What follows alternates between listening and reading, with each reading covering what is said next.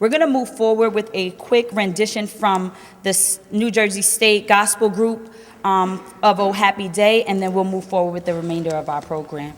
Welcome them, please.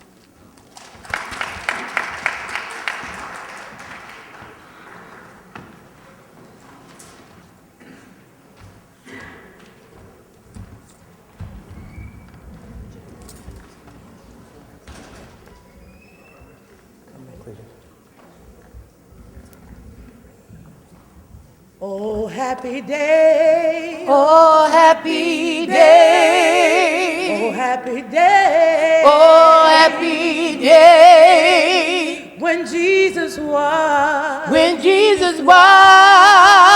Oh, when he was. When Jesus was.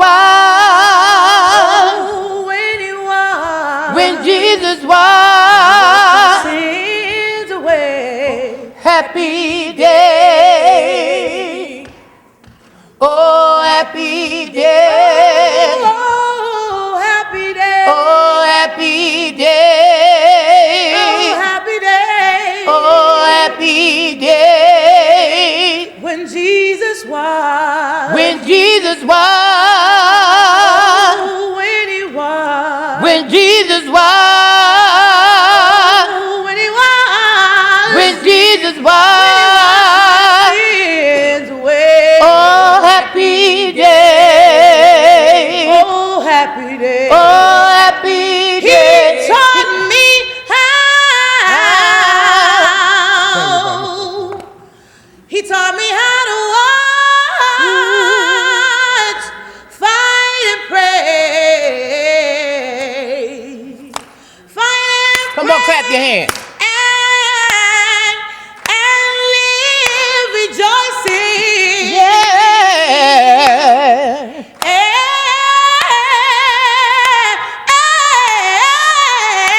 Every day. Oh, yeah. Every day.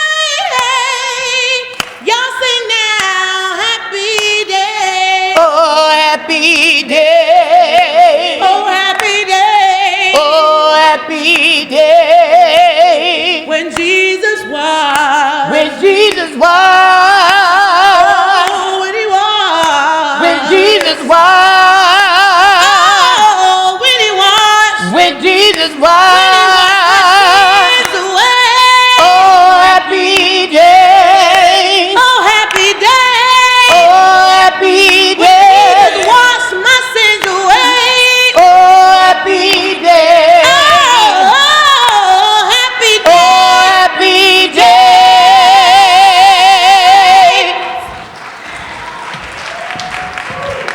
Awesome. Beautiful, beautiful, beautiful. At this time, we are going to move along in our program. I'm going to invite Ms. Janet McDaniel to introduce our next speaker, and immediately following him, we will have continue with our program. Ms. Janet McDaniel?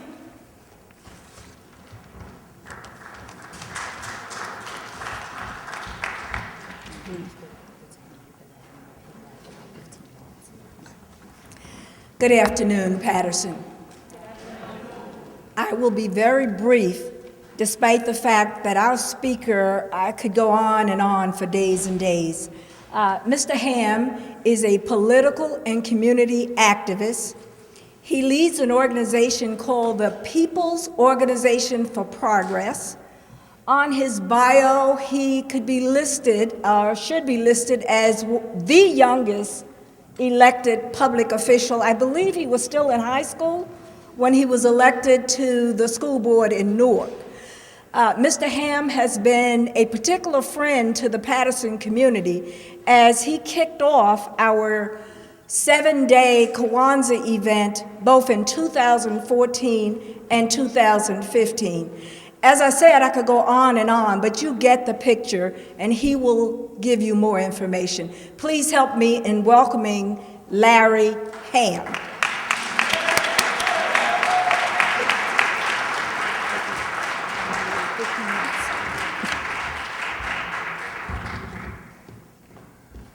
Power to the people. Brothers and sisters, I'm so glad to be here with you this afternoon for this conference on the Black condition. And I think we need to give the organizers of this conference a big round of applause for having this conference this February, this Black History Month. Brothers and sisters, I've been told that I have 15 minutes.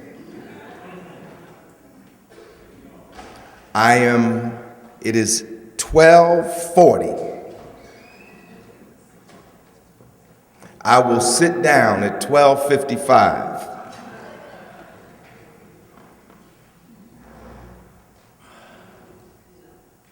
It would be folly to try and address the Black condition in 15 minutes.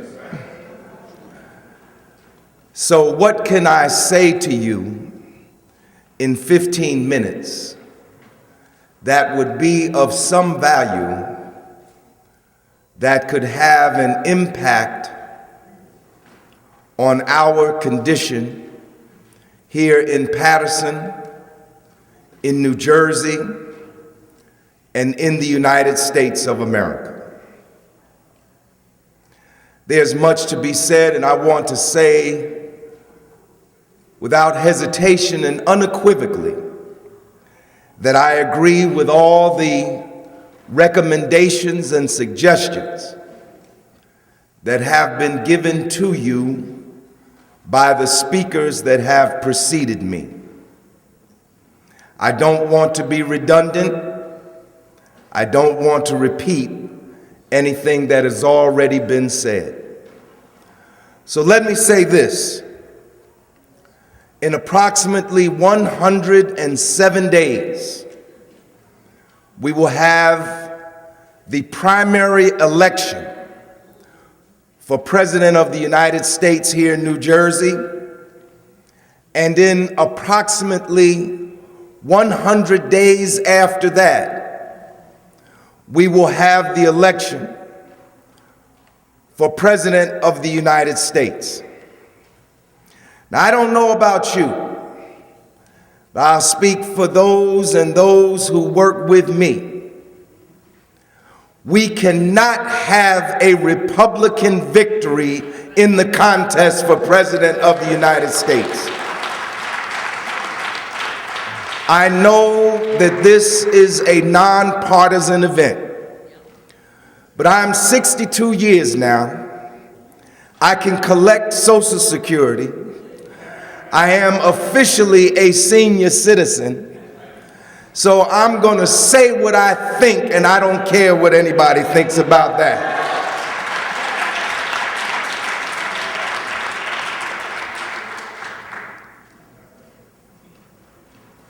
What has been evolving over the past 10 years or more has been an attempt to set up a right-wing dictatorship in the United States of America.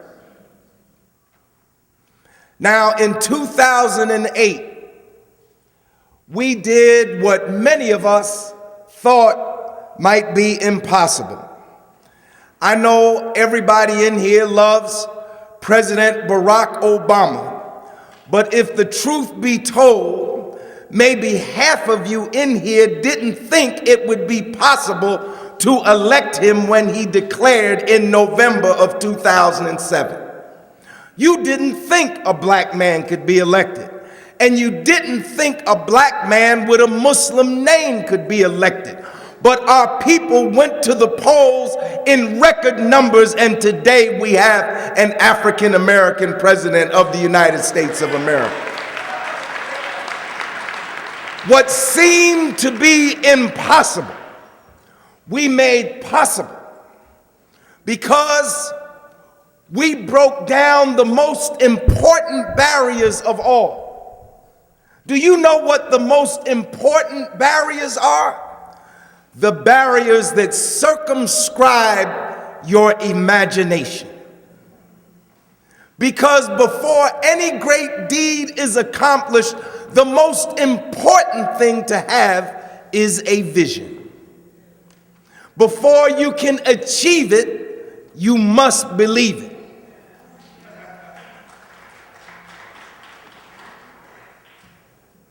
So while we were engaged in that great work of putting in place the first African American president, our adversaries, even our enemies, and I have to use this word, I can't soft pedal anything to you. There are enemies of black progress occupying the highest positions of power in the United States of America. And they are dedicated to, in fact, keep us oppressed and poor and powerless. And while we were focused on the White House, they were focused on the Senate and House of Representatives. And by the second year of the president's first term, they controlled the House. And by the second year of his second term, they controlled the Senate. Now, there are only three branches of government: the legislative, the judiciary, and the executive. For 40 years, they had been engaged in an effort to transform the Warren Supreme Court, which had been a fairly liberal court, into a conservative court. In 1968, it was a fairly liberal court. But what happened in 68? We had the assassination of Martin Luther King, and then following that in November, we had the election of Richard Nixon. And what did Richard Nixon do? He made conservative appointments to the Supreme Court. And following him was Ronald Reagan, and what did Ronald Reagan do? He made conservative appointments to the Supreme Court. And following him was George Bush the first, and what did he do? He made conservative appointments to the Supreme Court. And following him was George Bush the second. And what did he do? He completed the transformation with his appointment with 5 conservatives and 4 liberals to the Supreme Court. So by the second year of President Obama's second term, the right-wing Republicans controlled the judiciary and they controlled the legislative. And now they are organizing to complete their political coup, because that's what it is. It is a political coup by trying to take the White House in November. Our people died for the right to vote. Our people paid for that right with our blood and with our lives. We can't let anybody keep us from the polls in November. We must stop this right-wing coup that's going on in the United States of America. Now, what does this mean? This means that when you complete this convocation here today, that you have work to do when you exit those doors. We have to turn every church, every school, every barbershop, every beauty salon, every laundromat, every bodega, and every street corner into a voter registration station and register hundreds of thousands of our people to vote. Because, brothers and sisters, the black condition is not going to be changed in 100 days. Carroll Street is going to still be Carroll Street in November. But who will sit in the White House can be changed. And it's up to us to do that. And we can't do this amorphously. And we can't do it haphazardly. And we can't do it casually. We must set goals. We must, if you don't do anything else today, agree on a number. I don't care if the number is 100 or 1,000 or 5,000, but agree on a number of the people that you are going to register and vote, and then meet once a month to monitor your progress, so by June the 7th, we have more voters on the rolls than we have today, this day, February 27th, 2016. We need measurable progress. That's right, we need people's power, poder popular. And that power, one of the ways, it's not the only way, but one of the ways that power is made manifest is by us going out and registering our people to vote. And then it's not enough to register them. We must get them to the polls on June 7th and get them to the polls in November. And that requires what? It requires organization. Now, a lot of you during Black History Month, you reflect upon one of the greatest achievements of the contemporary civil rights struggle, and that was the Montgomery bus boycott. Why was the Montgomery bus boycott successful? It was successful because the people organized their own alternative transportation system. They carpooled. They used black taxi cabs. Anybody that had any kind of a vehicle, be it a pickup truck or whatever, would take people to and from work. So, not only must we put in place organization to register our people, we must put in place organization to get our people to the polls on election day in June and on election day in November. There can be no excuses. The time for excuses in regard to these matters is over. What is the excuse when we have technology at our fingertips that our forebears couldn't even dream of? In Montgomery, the only thing they had was a hand crank mimeo machine. That's the only thing they had. And them sisters the night before cranked out 50,000 leaflets and got people to the church and got people to the meetings. Today, we have cell phones and smartphones and high-speed copiers and social media and Facebook and Instagram. We can communicate with each other in a fraction of a second. There is no excuse for people sitting home on election day. No excuse whatsoever. And we have to put together the organization to get them to the polls. This is the immediate task that faces us. Yes, our long-range goals are the resolutions of those problems that face us in our communities. But we must deal with the practical, and the practical task before us right now is the registration of enough people so that we can stop the right-wing juggernaut. These people are crazy.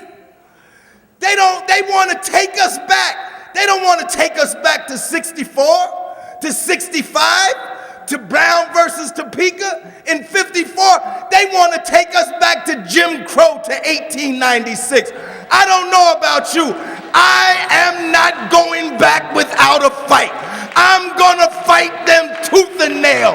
I'm gonna fight them for every inch of ground. I can't sit still. I can't be quiet. We paid too much, gave too much, bled too much. I'm not going back without a fight, and you shouldn't go back without a fight either. And I know how some of you, because I feel the same way about this corrupt political system. I know our votes don't mean as much as they should mean. And I know we don't get out of politics what we should get out of it. But this is like a military operation. When you fight in war, there is no fight in warfare where you don't lose troops.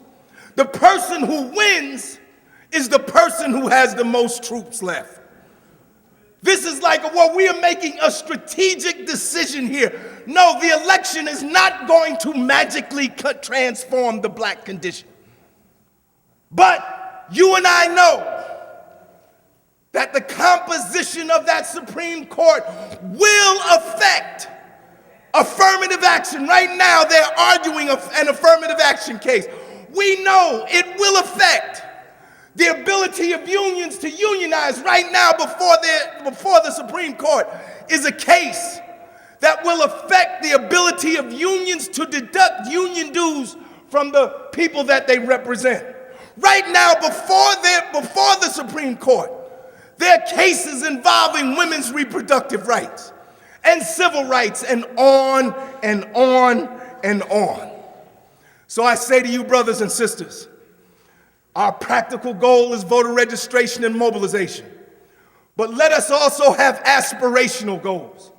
If I don't say anything else to you tonight or today or this afternoon, I tell you this, that the black condition will not be transformed unless we transform this racist, capitalist, imperialist social system that we live in. And if I told you less than that, I would not be true to Dr. King, and I would not be true to Malcolm X, and I would not be true to Frederick Douglass. We need to have a social system. Why should parents have to mortgage their homes 2 and 3 times to send their children to school? College should be free of charge in the United States of America. Why should people hesitate to go and see a doctor or a dentist because they don't have money or health insurance? We should have universal health care, just like Canada, our next door neighbor, has universal health care. Why must there be 23 million unemployed and underemployed people in the United States? We need a national jobs program just like they had during the Depression that put 11 million people back to work in 36 months. Why must there be a school-to-prison pipeline that incarcerates our brothers and sisters? Even if I was a good father and I was in the house every day, if I don't have enough money, if I don't have money to support my family, how much good does it do? It does good. But we must have not a minimum wage, we must have a living wage in the United States of America. So we need structural change and foundational change. So let's get to work, brothers and sisters. Power to the people. Provocative speech. Give Mr. Lawrence Hamm another round of applause. There aren't too many speakers that can captivate an audience in the way that he did and motivate us to want to get involved, motivate us to want to change. We're so excited about the environment that we're creating here. With each speaker, the energy increases, the vibes increase, and we're looking forward to each speaker. We're going to go into another segment where we're going to have 2 speakers come to us, and we're asking that each speaker give us a riveting 5 minutes each so that we can have a chance to get into our workshops and to allow those administrators and the workers and the organizers to get involved and to speak to their groups. So without further ado, the next speaker that we're going to introduce is Hashim Garrett. He's the founder and the CEO of a consulting company, Wisdom and Understanding, LLC. His passionate message in educating the causes of conflict and emphasizing the importance of forgiveness as a part of the solution.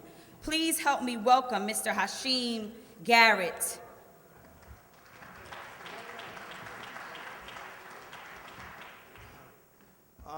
Please give Brother Hamm another round of applause. Thank you, Mr. Hamm. Thank you, sir. It is my pleasure and my honor to be able to share the stage and follow such a great man. When I saw his name on the flyer and I saw my name next to him, I said, I'm doing something right. I want to say thank you to this entire organization. I want to say thank you to Mr. Moody and all of the great work that he's done here in Patterson for many years, to Dr. Fillmore's and to all of the great people, the McCoys. But my time is short, so let me introduce myself.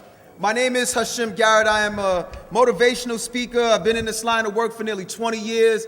The reason why you see me walking with the crutches and the braces is that when I was 15 years old, I was shot 6 times. One of those bullets struck me in my spine. The other 5 bullets went into my legs. And as a result, I sustained a spinal cord injury. Now, the events that led up to it was definitely a lot of poor decision-making on my behalf, hanging out with the wrong crowd, not listening to the people in my community, whether it was my family members or it was people in my school who was constantly telling me, listen, you're headed in the wrong direction and we're worried about you. So very quickly, I want to just tell you my narrative about what happened to me. I was 15 years old. I was in my home one evening. It was about 7:30 in the evening, and some friends of mine who my mother really didn't like, they knock on my door and they asked me to come outside. I was supposed to be moving in about 4 days, and my so-called friends beckoned me to come outside. I come outside with them, and little did I know that they actually had a plot and a plan to have me murdered. And so we walk up to a corner. This was in Brooklyn, New York, where I was living at that time.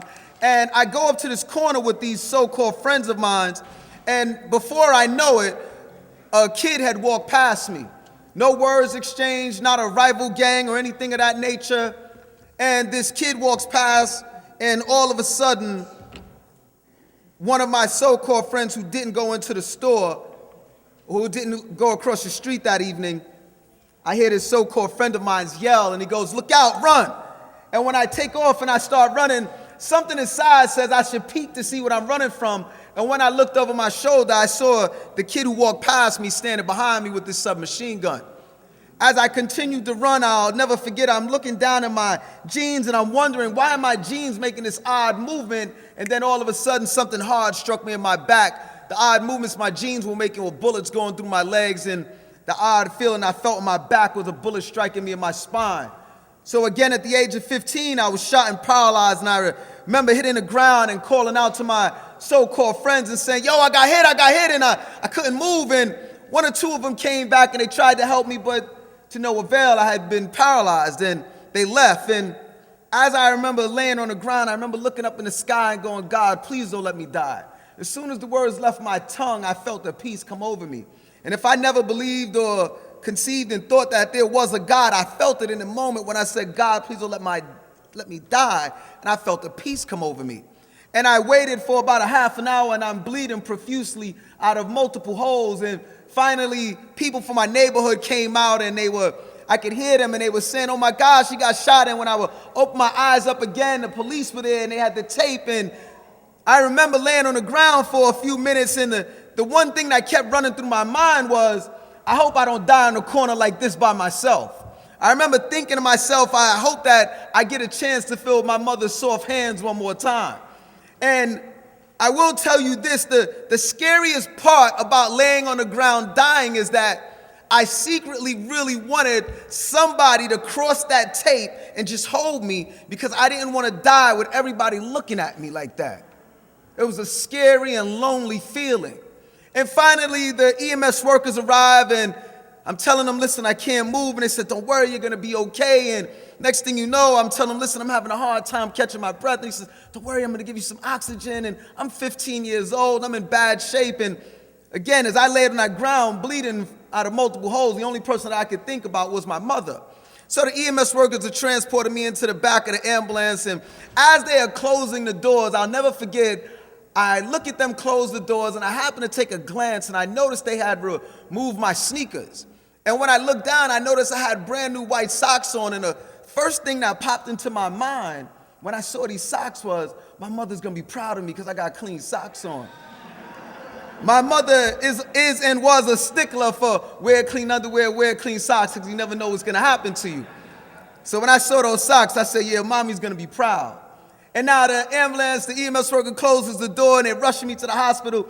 And there was a young white EMS worker and he kept yelling at me and he was saying, listen, I need you to stay with me, don't go to sleep, I'm gonna ask you some questions.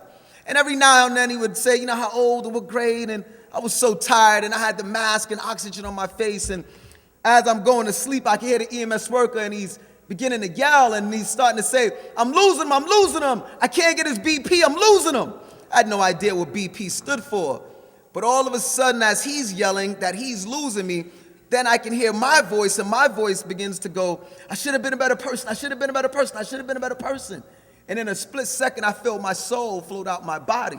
When my soul detached from my body, I felt the fear come over me that I can't even truly put into words. And my soul begins to descend, and I can see my body in the ambulance. I can see the EMS work. I can see all of the equipment in the ambulance, and my soul is going down, and now I can see the bottom of the ambulance. I can literally see the tar. I can see the dirt, and my soul is going to this dark place. And all of a sudden, my soul stopped. And when I looked to my left, it was a long, dark tunnel. I turned to look to my right, and it was a long, dark tunnel. But right in front of me in this dark, scary room were these two doors. And something was telling my soul, go towards the doors. And as I got closer and closer towards the doors, all of a sudden, as I'm trying to figure out which door to go towards, I hear my mother's voice, and she goes, I told him to take out the garbage. I told him to wash the dishes. I told him to take the movies back. I told him to do this. And with my last little bit of breath, I just remember thinking, Mom, be quiet. I'm trying to go to sleep. And as soon as I remember thinking it, all of a sudden my soul goes back into my body. This young white EMS worker goes, I got him. Keep yelling at him. And I tell students all over the world, had my mother not been in the front of that ambulance to do what only mothers can do best, which is nagging us, oh, I wouldn't be here today without my mother's nagging voice, man. So, now, I didn't travel here this morning to just tell you my narrative about how I got shot and how my mother's nagging voice is part of the reason why I'm here. I came here to tell you this afternoon.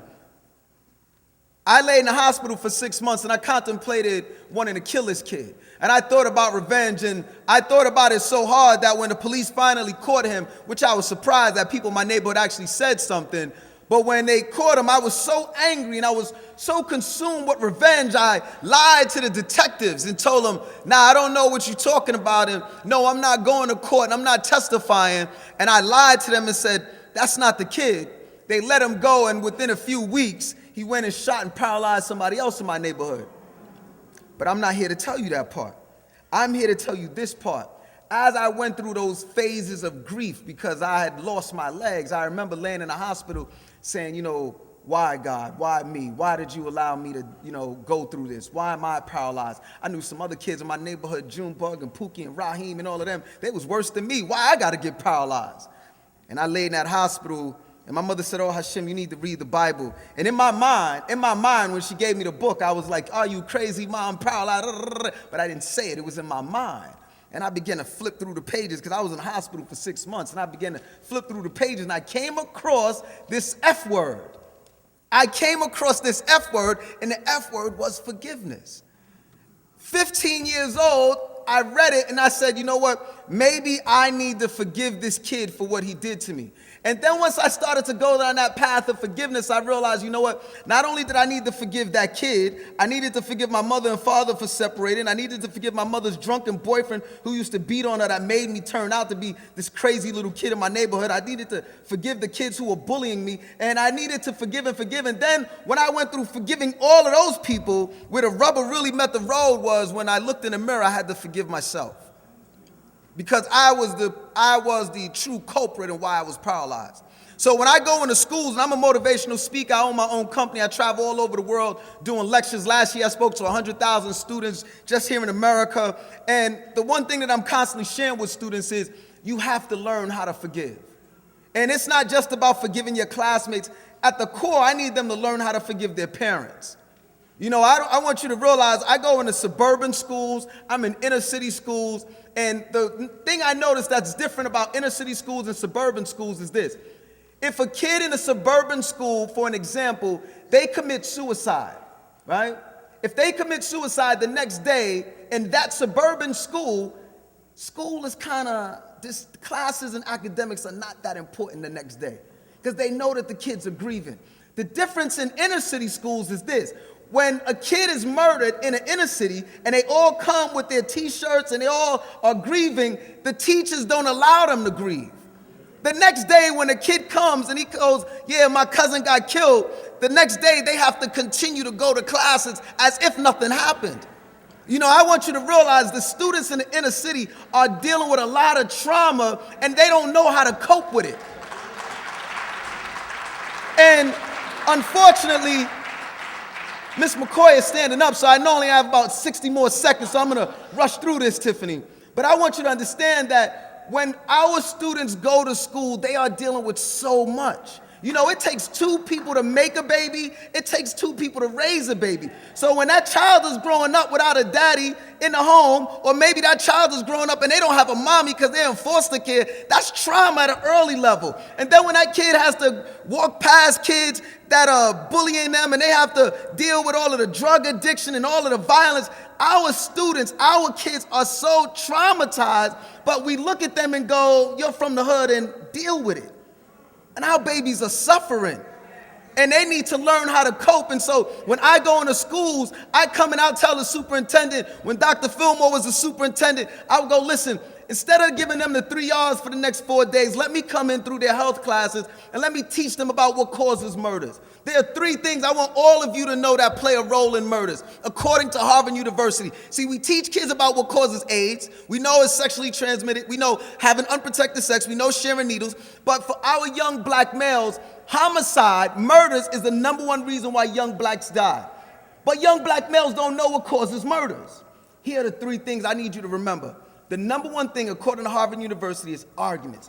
Arguments play a role. They precipitate murders. Why does one kid want to kill another? Why does mommy kill daddy? Why does a boyfriend kill a girlfriend? Usually prior to the murder, there was an argument. We have to learn how to resolve conflicts. I'm not saying we have to learn how to stop arguing, but we need to learn how to resolve conflicts. When you learn how to resolve conflicts, you're going to have to use that F word, forgive. Because somebody's going to say something in the midst of that argument to really make you feel small and really make you want to hurt them. And I want you to forgive them so that you don't do something that's going to harm you. They say forgiveness is a gift you give yourself. So I didn't forgive this kid for shooting me 6 times so he could have a better life. I forgave him so I could move on from this. 10 seconds. 10 seconds. So you have arguments plays a role in murders. Weapons. Everyone has access to weapons, whether it is a knife, whether it is a gun. I want you to realize, young people, if you have a gun, guns are not for protection, they are for killing. If you have a gun, it's going to give you a false sense of power and a false sense of protection. Remember this, if you have a gun, it may take you 1 second to pull that trigger, but that 1 second may cause you the rest of your natural life in jail. And last but not least, I need you to all be mindful. Stay away from alcohol. Stay away from drugs. The pills, all of these things, they affect with your decision making. You will make poor decisions when you are under the influence of alcohol and other drugs. So it is arguments, it is alcohol, it is weapons, and at the core, if all of you young people, if you're dealing with something, and I know that you are, you have to find a mentor. Find someone that you can open up to and tell them what you're going through. I don't want you to wait till you're in the principal's office after you've already beat up a kid and then tell the principal, you don't understand what I'm dealing with. I need you to talk to the principal before you beat up the kid. Talk to them about what you're going through. Tell them about how difficult home life is. Don't wait until you beat up the kid and then want to have that watershed moment. Talk with them. You have positive people in your life, but they don't know what you're going through unless you say something. Thank you very much for your attentiveness.